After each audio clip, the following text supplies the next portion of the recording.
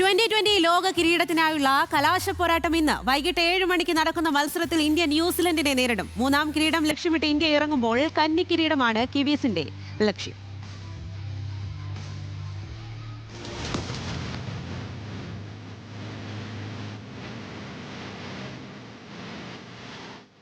ആളും ആരവവും ഒരുങ്ങി, അങ്കത്തട്ടിലെ പോരാളികളും തയ്യാർ.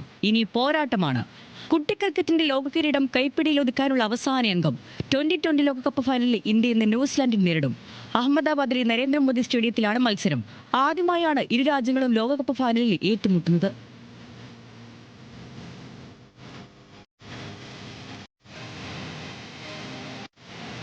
നിലവിലെ ജേതാക്കളായ ഇന്ത്യ സഞ്ജു സാംസണിന്റെ കരുത്തിലാണ് സെമി കടന്നെത്തിയത്. മൂന്നാം ലോക കിരീടമാണ് ലക്ഷ്യം. ബാറ്റർമാരും ബൗളർമാരും ഫോം കണ്ടെത്തിയതോടെ ഇന്ത്യൻ നിര സുശക്തം. അഭിഷേക്, സഞ്ജു, ഇഷാൻ, സൂര്യകുമാർ, ശിവം ദുബൈ, ഹാർദിക് തുടങ്ങിയ ബാറ്റർമാർ താളം കണ്ടെത്തി കഴിഞ്ഞു.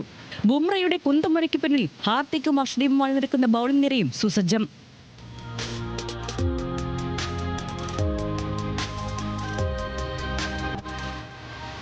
നേരിയ പിഴവിന് പോലും വലിയ വില നൽകേണ്ടി വരുന്ന മത്സരത്തിൽ കരുതലോടെ നീങ്ങാനാണ് ഇന്ത്യൻ തന്ത്രം.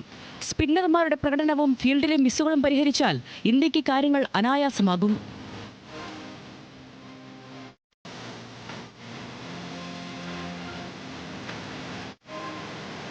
മറുവശവും ശക്തരുടെ കോട്ടയാണ്. ദക്ഷിണാഫ്രിക്കയെ ഞെട്ടിച്ച ആത്മവിശ്വാസത്തോടെയാണ് സാൻഡ് സംഘത്തിന്റെ വരവ്. ഫിന്നലൻ, ടിം സൈഫർട്ട്, രജിൻ രവീന്ദ്ര തുടങ്ങിയ വമ്പനടിക്കാരും അതിനൊത്ത ബൗളിംഗ് നിരയും. ഹെൻറി ഫെർഗൂസൺ, സാൻഡ്, രജിൻ തുടങ്ങിയവർ ഏത് ടീമിനെ മെറിഞ്ഞിടാൻ പോന്നവർ.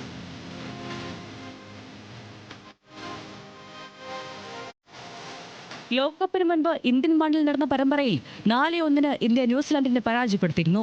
എന്നാൽ 2020 ലോകകപ്പിൽ ഇന്ത്യക്ക് ഇതുവരെ ന്യൂസിലാൻഡിനെ തോൽപ്പിക്കാനായിട്ടില്ല. ബാറ്റിംഗിന് അനുകൂലമായ പിച്ചാണ് ഒരുങ്ങുന്നതെന്നാണ് റിപ്പോർട്ടുകൾ. മലയാളി താരം സഞ്ജു സാംസണിന്റെ മികച്ച ഫോമാണ് നായകൻ സൂര്യകുമാർ യാദവിന്റെയും സംഘത്തിന്റെയും ആത്മവിശ്വാസം. Sports desk, news Malayalam.